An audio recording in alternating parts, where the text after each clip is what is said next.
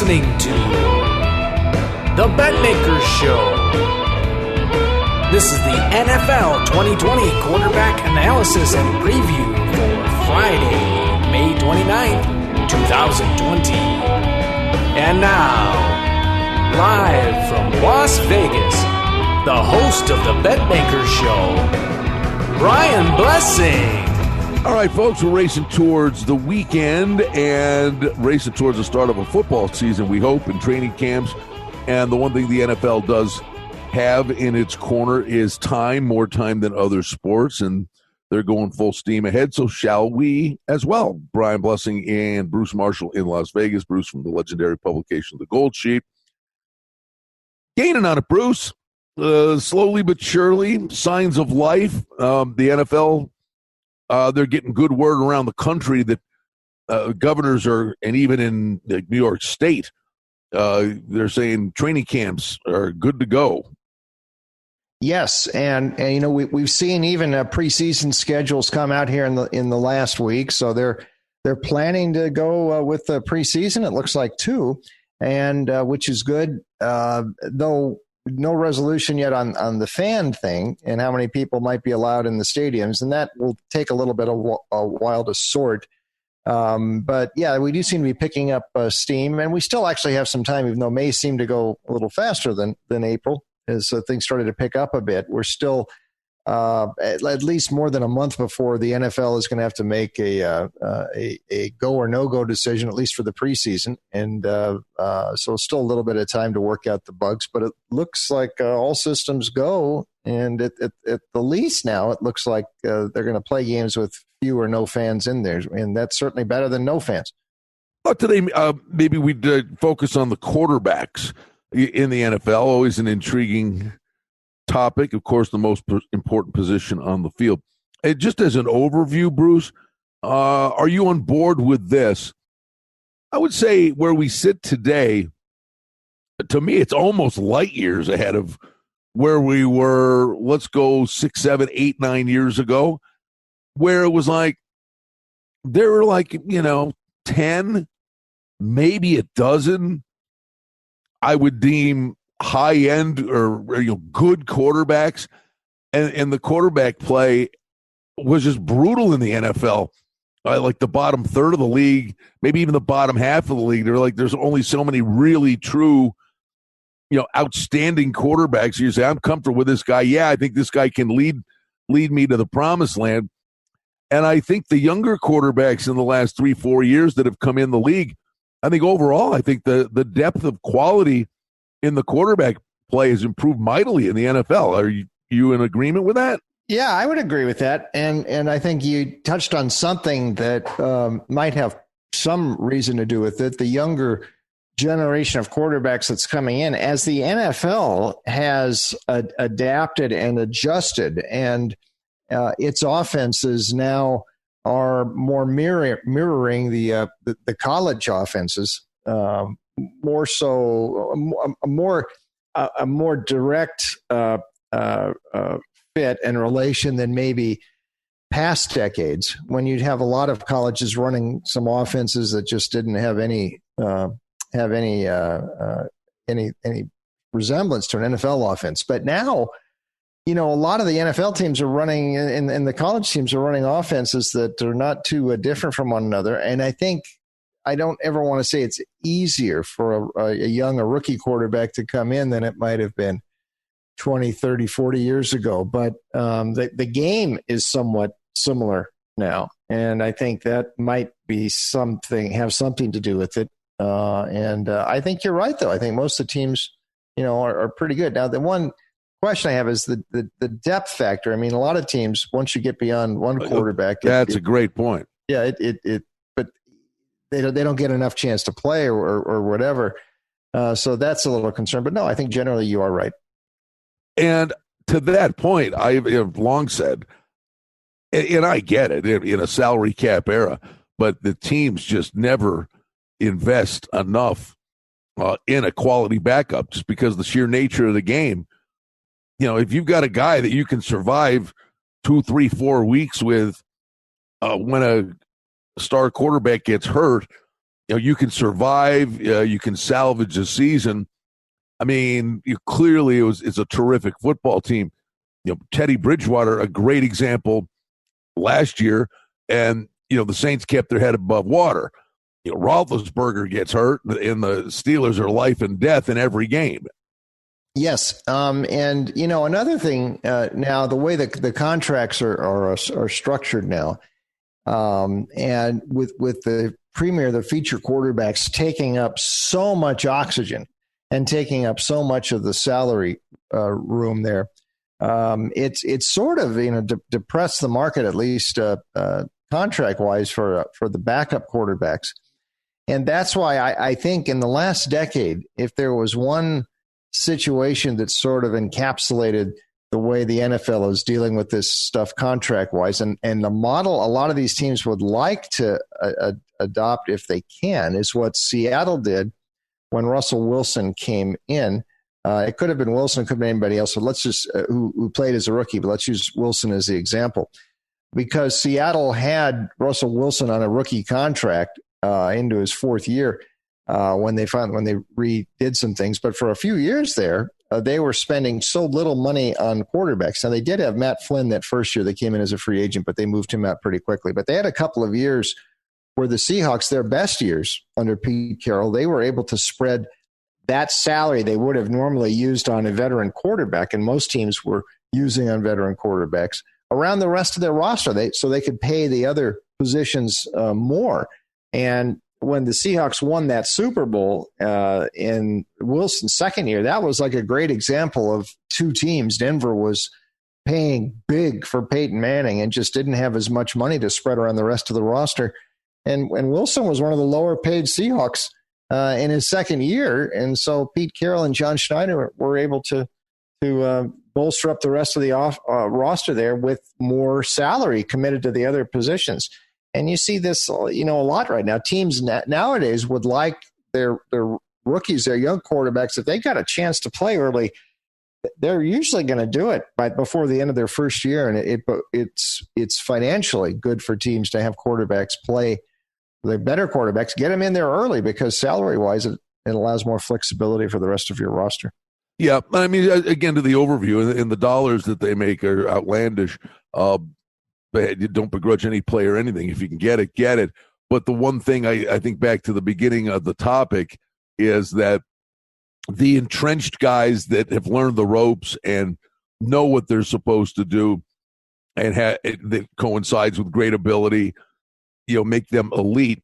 I think it's also the process has been sped up where the quality young quarterbacks can take a step forward and really be a guy that can carry a team much earlier on. I think, clearly you look at Mahomes and Lamar Jackson. I think he's a very polarizing guy.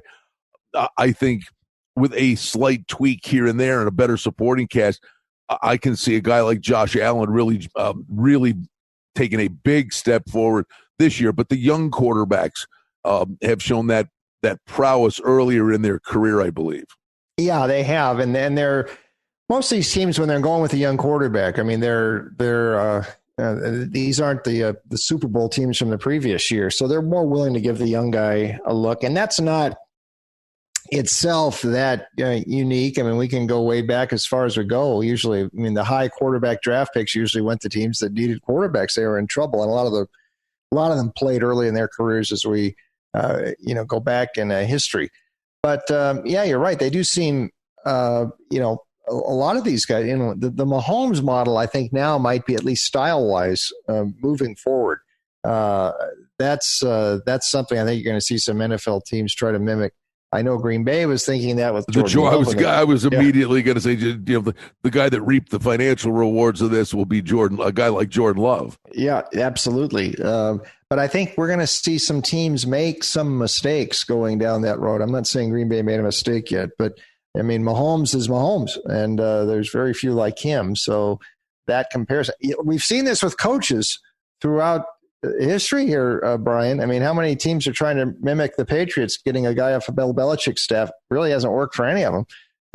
Going back as far as you want to go.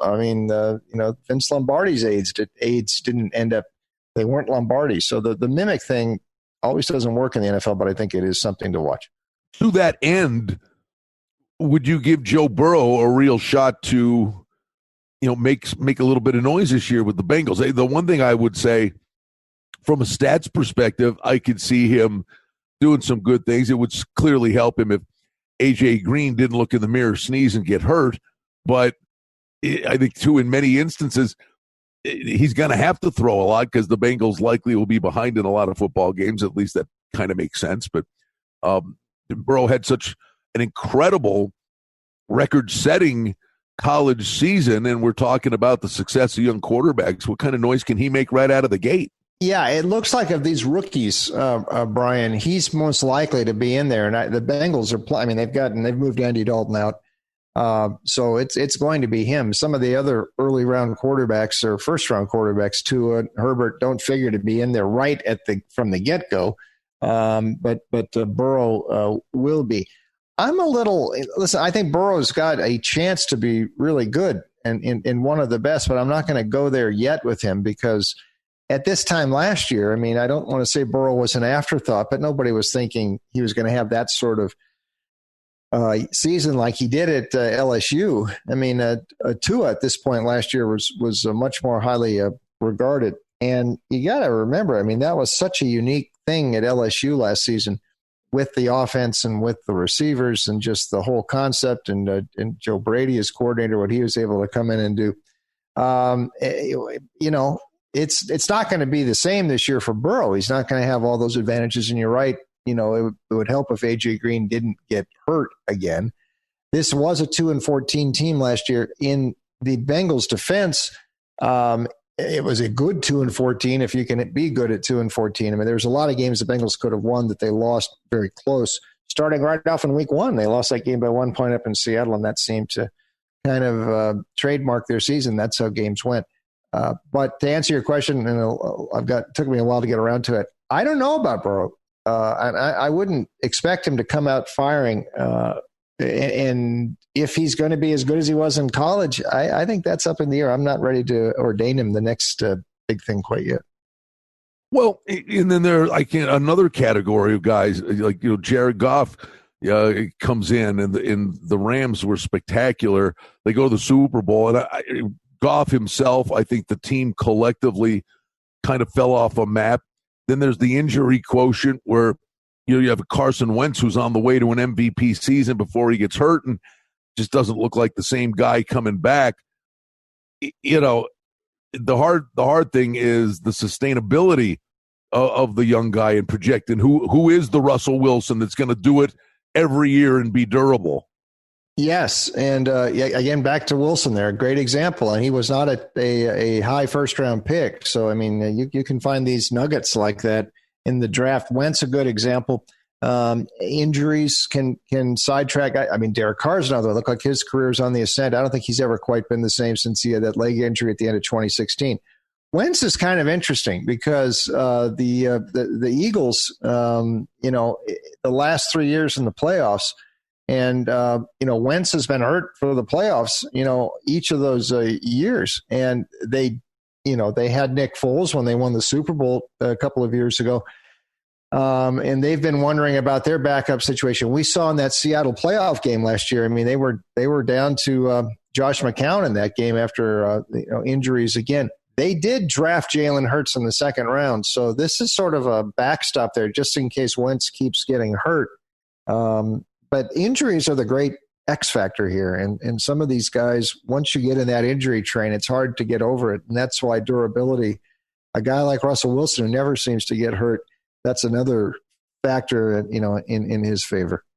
You talk about how you invest and the quality of money spent. And then, Russell Wilson finally got his payday with the 4-year, $140 million contract. Talk about the bargoon of all bargoons.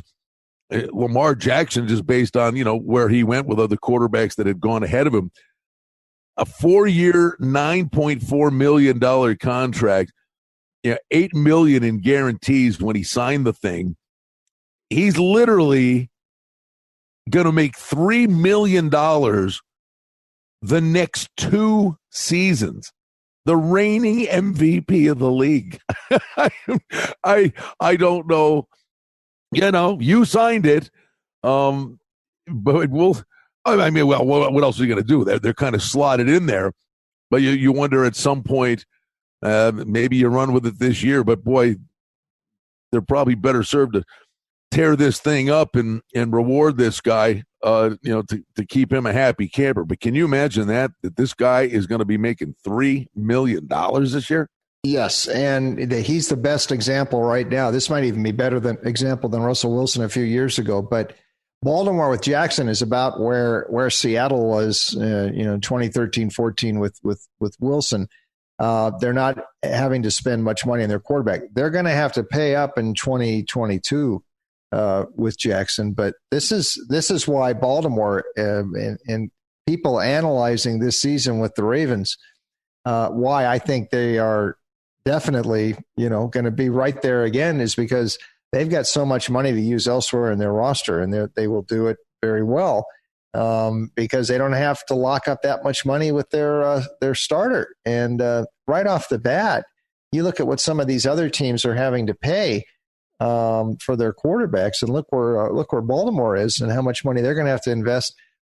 Talk about a bargain. I mean, this guy, like you said, is the MVP in the league, and he's probably the lowest paid quarterback. So for a while, Baltimore, great advantage. They will end up having to pay him in a couple of years, but they will take advantage here in 2020 and 2021. And in any sport, Bruce, we always talk about the sophomore jinx. Couple of guys atop the list would be Kyler Murray and Daniel Jones for the Giants. And I would say, all things being equal, both of them with beyond respectable rookie campaigns. Yes. And Kyler, this is sort of the test tube experiment in the NFL that's still going on down in Phoenix. And they think they've upgraded around him with some more talent, bringing Hopkins in and Kingsbury's second year. So this is sort of an experiment that people are watching close. But yeah, he did do pretty well, and Jones fared well enough. Promising enough his first year with Eli. So now they are fully committed to Jones with the Giants. So we'll see where it goes. But yeah, those two guys did again. This back to sort of your example of a few moments ago. These were rookies who came in there and didn't look all that overwhelmed in their first season. And in Kyler's case, he was running an offense that wasn't too much different than what he was running in college at Oklahoma.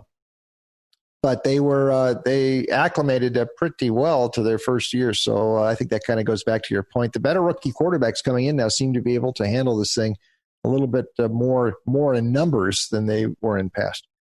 And then you talk about a guy who got a payday and opportunity knocked, and he kicked the door down.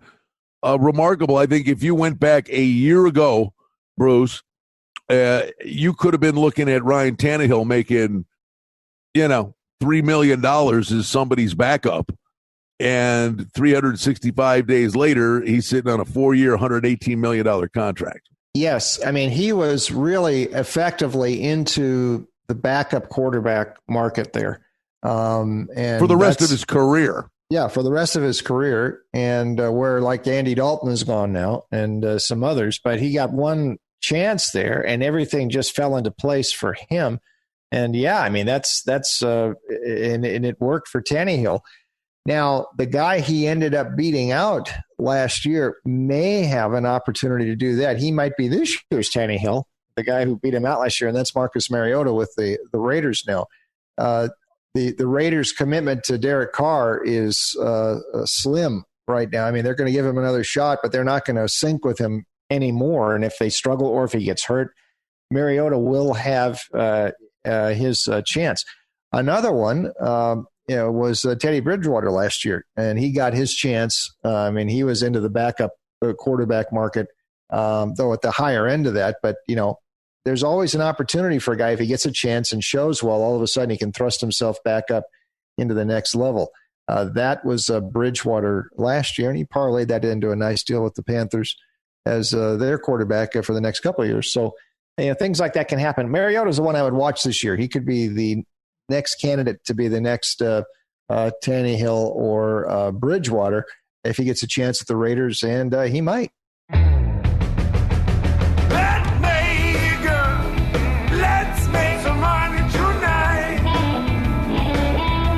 For outstanding information and special offerings and promotions, we invite you and encourage you to sign up for our newsletter today simply by going to the website at bettmaker.com. And I would say this to you, Bruce. I really believe this. Full disclosure, I'm a Bills fan. That I watch them closely, but it's funny. He's a polarizing guy, and there are things he does that people remember, like the quarterback sneak thing on Thanksgiving Day, where they fumbled the snap on a 4th and 1, and then he takes on 4 linebackers and drags them 4 yards for a first down, and people are wowed by it. And the play he makes with his feet, he's a fiery guy. But people they talk about the things he doesn't do. The funny thing is he does a lot of good things that he just doesn't get credit for in his short term of his career. He had 4 fourth quarter comebacks, driving the team down for wins. Even in the wild card game when he had the wacky thing where he fritzed and he did the dumb lateral, the team had fallen asleep. They were down a field goal, and he drove them down to get a field goal to force overtime. And then the play calling from the offensive coordinator was a train wreck when they were 10 yards from field goal range. And that wouldn't have been the last memory you had of Josh Allen. They talk about his inaccuracy. The funny thing is, with the arrival of a quality slot receiver, his accuracy with the short passes, which was his problem, was terrific last year. The thing he missed on, he's got the cannon.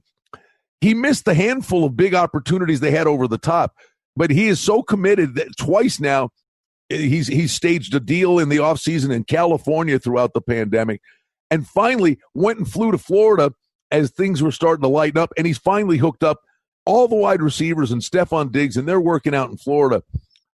I think Josh Allen has a real opportunity, Bruce, to be a real surprise for the next decade. I think there's just so many weapons there, and I think the game is starting to slow down for him. It's the mistakes he makes that you go, you can't do that, and he should know better. But then there are times where he makes an incredible play because of that athletic ability. He's got to find the happy medium. He's been able to progress. They've been able to bring him around at a speed that I think that's sort of optimal, because they didn't throw Allen right into the Wolves right off the bat his rookie year, because it was Nathan Peterman, remember, they had in there at the start a couple of years ago. But Allen got into the lineup before the end of his rookie year. So he's on the ascent. He is on the learning curve. He's even accelerated on the learning curve. Buffalo has had one advantage, and that it's had a playoff quality defense it could lean on. So they haven't had to ask Allen to do quite as much. Although, as you point out, at times when he's been asked, he has delivered. I've been really big on Allen since he was at Wyoming, and I've said this to you many times before. If he could look good running that offense that Craig Bull runs at Wyoming, I mean, he's really something special. And now you're starting to see, the ascent for him. So there's a love him, hate him kind of mentality out there, and sometimes for a quarterback, that's a good thing. I mean, if you take the time to really say something, it's almost like you're scared that he's capable of something and he can't do it. He's a polarizing guy, and in a weird way, the moment or two of glory may absolutely come because you're so polarizing. And I think guys like that, the upside's there to do great things. Let's keep in mind, too, that Josh Allen is still on his rookie deal. And even though he was a first-round pick, he wasn't the top first-round pick. And, I mean, it's about $5 million per year for the next couple of years. There's a team option coming up in 2022. But Buffalo is effectively in that same boat that Baltimore is in right now, and that you've got a young quarterback you've committed to, showing he can take you to the playoffs. And we're not spending a lot of money on him the next couple of years. No. So Buffalo's in pretty good shape with that. And the thing is, for general managers, you say this about Allen, but other quarterbacks, Mahomes walks into a pretty salty spot. The Ravens organizationally have just been, at the top of the list the last decade. Lamar Jackson, as incredible as he is, walks into a great spot. They timed timed it pretty well for Allen throughout the course of his development. Made the playoffs for the first time in 17 years in a rebuild year, have made the playoffs 2 of the last 3 years. But as he's approaching the optimum point of his career, they have built a really good supporting cast around him. So the quarterback play, it goes back to the coach and the general manager. What have you given him to work with? And I think now we'll really find out what he's capable of. Yeah, and this is what concerns me about some of the other rookies in here. Burrow. Burrow's not walking into as good a situation as Jackson or Mahomes or Allen even. I mean, this team was 2-14 last year. So Burrow, Tua, Miami is still, in the reforming phase. Now they ended up the last season played well down the stretch, so there's encouragement in Miami. But I mean, they're not where Baltimore was a few years ago. They're not a playoff ready team quite yet. Certainly not where KC was with Mahomes. So they were able to bring Mahomes around a little bit slowly as well with the Chiefs. So, you're right. And Allen's sort of in that pocket. He's been in a pretty decent situation. He's shown enough. He's taken the team to the playoffs, and he's not costing a lot for the next couple of years. All good for the Bills. And, you sit there and you plot the course, how this will all unfold. Big picture, Bruce, the NFL has the luxury of time that other sports have not had, but we know how fast time goes by. But it seems like slowly but surely they were able to conduct as fluidly as possible when everybody else was just shut down and didn't know what to do. The NFL, I don't think, was in the dark place that all the other sports were. Where we'll be in 3 months remains to be seen. But college football is a massive question because it's more than just a football team. Will there be students at the school? But this is a business. The NFL is, I think, in by far and away the best spot of any of the sports. Oh, absolutely. And they're watching closely some of these other sports that are slowly getting up and going. In Europe, many of the leagues, one has already resumed in Germany. Within the next couple of weeks, Spain and England and Italy will all be resuming. So they're able to watch there. They're able to watch what's happening in stadiums without a lot of people or any people. So in a worst case scenario now, at least as far as the season goes for 2020, it would seem that they could play with no fans, though more than likely there will be some fans in the stands. And the NFL is still putting on a face like they think the stadiums could well be like normal in the fall. I mean, we'll see about that. But yeah, timing worked out very well. NFL was fortunate. The timing for its season coincided, gave it a better chance in Corona times than some of the other leagues. And so far, they're proceeding on, as if they're going to go like normal in the fall. We'll see, but it did work out well for them. How about your off-season preparation in terms of, we had all this time on our hands and the great unknowns. How was your routine altered? I know you probably would have been doing a lot of work on college football. And I know there are side things, obviously, I know you were focused on, but did you then maybe devote a little more time to the NFL earlier because it was the most likely to come to fruition? Yes. And with free agency period, remember for a couple of weeks, Brian, that was it. That was big news for us, and we were able to do that. So that went on pretty much like it normally would in the NFL, although there were some hiccups there. They couldn't bring the guys in, but the function of it and signing players and all went like normal, and so did the draft. So from that, the NFL has been, pretty much like a normal. That college football, though, has been a little bit different because a lot of the schools, didn't even do spring football. That might be an overrated thing, but just the information coming out in college football has been much less.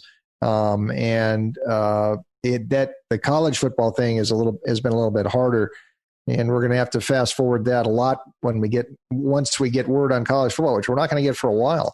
And whether we're going to get the whole thing back or not, we'll see. But the NFL, we've been able to have a pretty much a normal offseason for that, at least from my perspective and yours probably. So in that regard, it has been almost business as usual in the offseason for the NFL.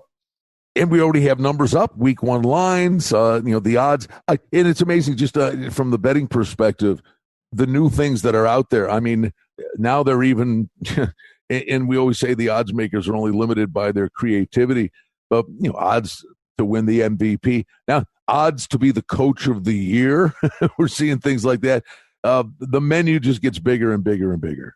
It does. And if we could jump to one week one game in particular, and one quarterback we didn't talk much about was Dak Prescott with Dallas. And I'm seeing now Dallas is a favorite in this opening week game. It would be the Sunday night game in week one against the Rams, which would be the first regular season game in that great new Rams stadium at the Hollywood Park site. But Dallas is right now a favorite. Now, I know Dallas did beat the Rams pretty good toward the end of last season, but I'm still a little bit surprised at that number.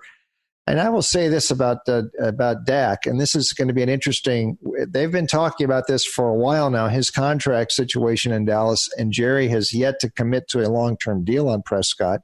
And Prescott has yet to sign the franchise tag. He will eventually for this year. I mean, he's going to be paid well over $30 million this year on the franchise. But Prescott is one of these. The whole thing about Dallas, when I look at some of the analysis and some of these statistical models, and they are saying, Cowboys should be better because their stats, this and that. Last December, we saw everything we needed to see about Dallas, and it's the sequence and it's how they pile up the stats and their points in the games. The bottom line is the game in Chicago, when the Cowboys were right on the brink, they did nothing for 3 quarters. They ended up losing, although the stats didn't end up looking as bad for Prescott. He got a lot of yards and points in garbage time late. The Eagles game, when it was all on the line, Dak disappeared, Dallas disappeared. They go out the next week. In the end, they run up that big score against the Redskins and ended up not helping them to get in the playoffs. But this is where you've got to drill down a little bit in some of this very superficial stuff. And you see that a lot with Dallas and the way things are analyzed. I think that's actually gone into this point spread. I don't see why Dallas has to be favored here on the road. I think you're right. I think the wrong team's favored. Yeah, I do too. Listen, last year's last year. Yeah. Sometimes, it's like a bad horse race. You have to be willing to, you don't ignore it, but you have to be willing to draw a line through it. And there are mitigating circumstances, but everyone's starting fresh. I thought the play calling for the Rams was bizarre. If it was misuse of Gurley or he just was so just not healthy, whatever it actually was, they had no running game. I think now you figure the Rams, they'll go to the Henderson kid that they got from Memphis a couple of years ago. And, for whatever reason, the Super Bowl hangover thing is a real thing, Bruce.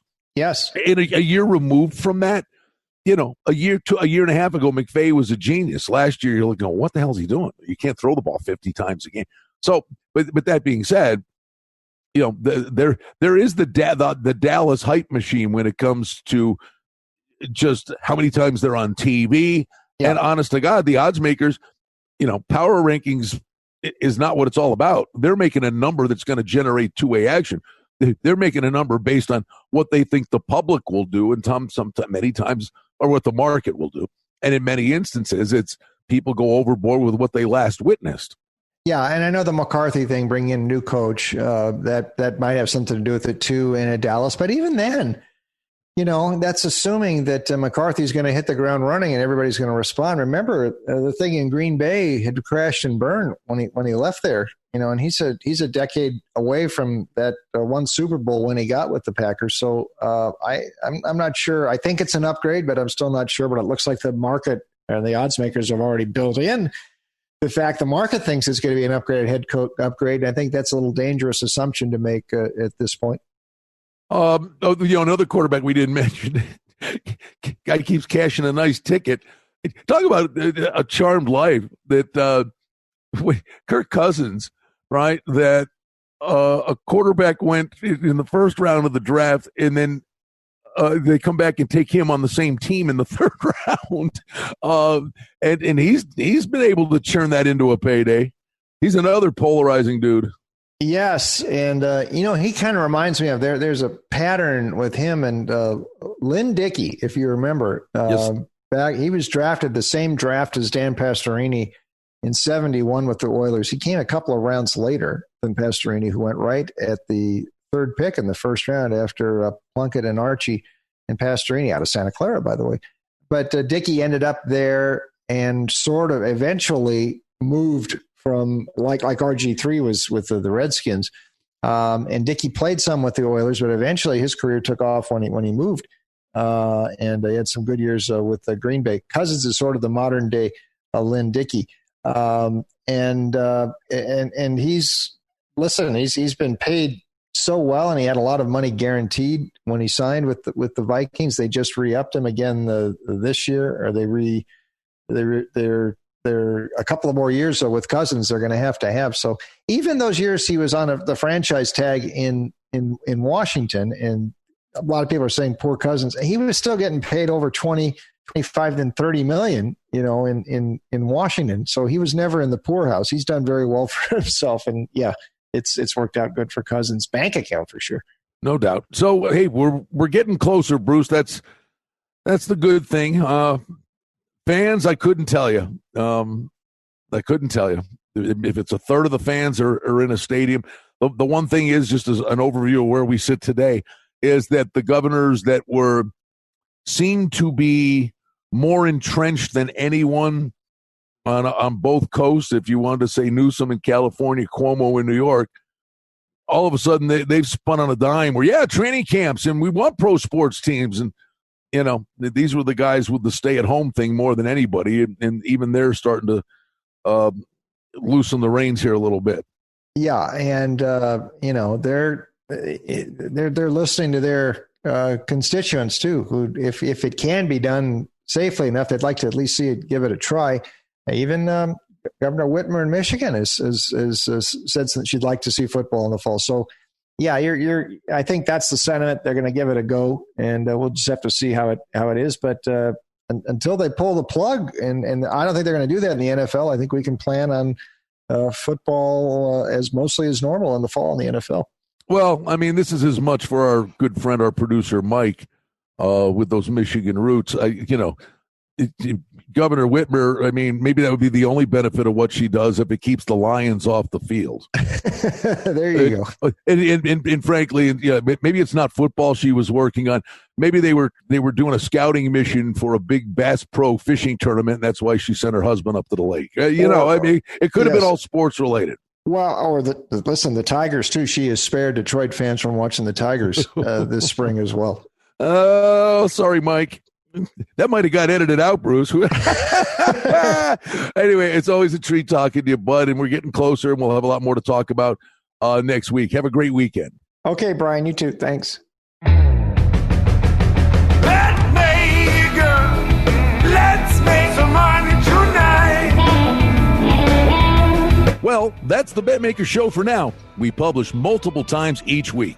We'd like to thank you for listening, and if you liked what you heard, please take a moment to leave a rating and review, or subscribe to our show feed, or share our show with a friend or two and help us grow the show. We very much appreciate it. Visit us on the web at bettmaker.com, and reminder to sign up for the newsletter. Thanks to our engineer, Darren Vandermolen, and producer, Mike Gallivan. The Betmaker Show is a production of Cardinal Marketing Incorporated. Betmaker is a registered trademark.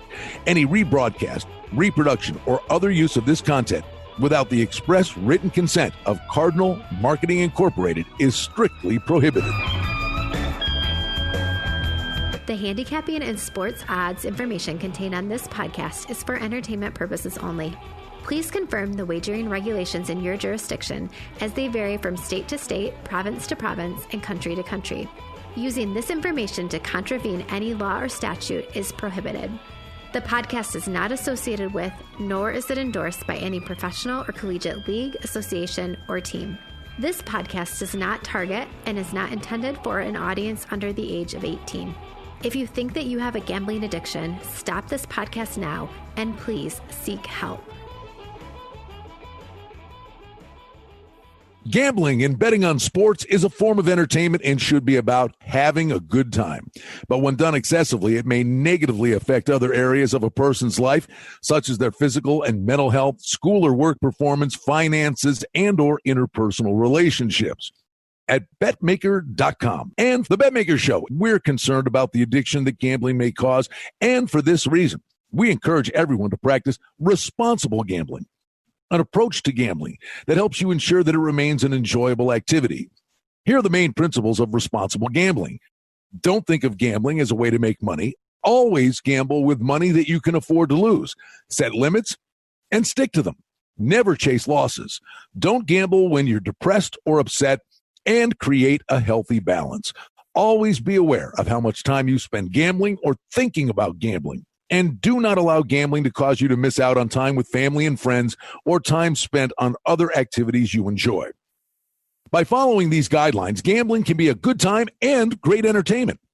If you feel at any time that your gambling is taking away from important areas of your life, is causing you stress or depression, or is leading to financial losses that are beyond your control, please reach out for help. Learn more at responsiblegambling.org.